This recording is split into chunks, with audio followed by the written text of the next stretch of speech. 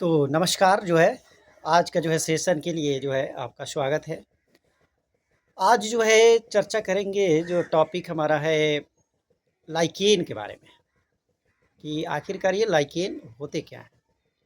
ये बहुत ही नेचर के द्वारा ये गज़ब की वांडरर जो है एक एंटिटीज़ है जिसमें 2 ऑर्गेनिज़्म आपस में मिल कर के एक पायनियर ऑर्गेनिज़्म का निर्माण करते हैं।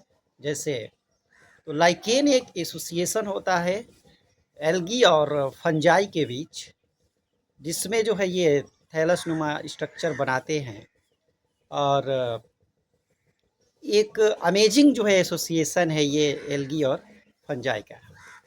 लाइकेन में जो पार्टनर दो होते हैं, एक एल्गल पार्टनर जिसको जो है फाइकोबियांट बोला जाता है और फंगल पार्टनर जिसको जो है माइकोबियांट बोला जाता है। तो ये एक वांडरर जो है अमेजिंग जो है एक यहाँ पर इस धरती पर ये जो है ऑर्गेनिज्म का जो है निर्माण करते हैं लोग, दो लोग मिल कर के, जो काफ़ी अमेजिंग देखने में भी लगता है और सुनने में भी लगता है और ख़ास तौर से एक स्टूडेंट टीचर के लिए तो अमेजिंग है ही।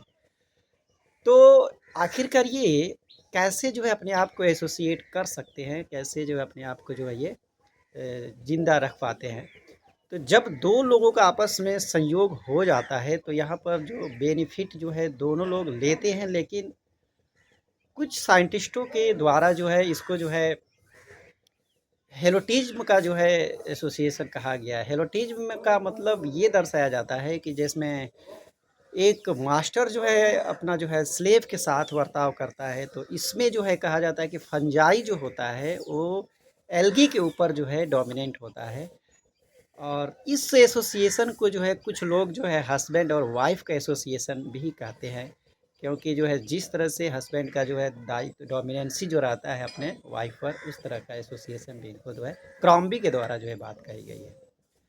लाइकेन के अध्ययन जिस ब्रांच में करते हैं उसको बोलते हैं लाइकेनोलॉजी। और जो लाइकेन होते हैं वो स्लो ग्रोइंग इन नेचर होते हैं, मतलब इनका जो ग्रोथ होता है वो स्लो होता है, क्योंकि यदि कोई इंडिविजुअल अगर अकेले कहीं जा रहा है तो वो अपने लक्ष्य को जो है आराम से जो है एक रिदम में जाएगा, लेकिन यदि कोई साथ में हो जाता है तो उसके साथ बात विचार करते हुए वो जो है क्या करता है कि टाइम टेकिंग करता है। इसी तरह से जो एसोसिएशन एल्गी और फंजाई का जब हो जाता है तो ये आपस में ताना-तूनी का जो मसला इन लोगों के बीच होता है, तो इन लोगों का ग्रोथ जो होता है ना स्लो होता है लाइकेन का।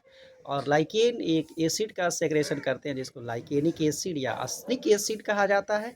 और लाइकेन जो है गुड इंडिकेटर होते हैं एयर पॉल्यूशन का। इसका मतलब ये हुआ कि जहाँ पर एयर पॉल्यूशन होगा, वहाँ पर ये लाइकेन ग्रो करना पसंद नहीं करेंगे।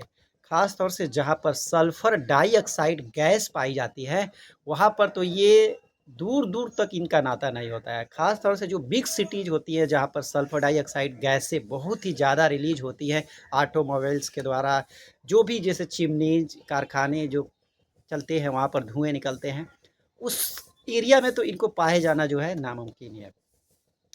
तो ये जो है एक अमेजिंग जो है लाइकेन का एसोसिएशन है और ये पायोनियर प्लांट भी कहलाते हैं, क्योंकि बेयर रॉक पर ये सबसे पहले जो है ये ग्रो करने का जो है दायित्व इनके द्वारा किया गया था।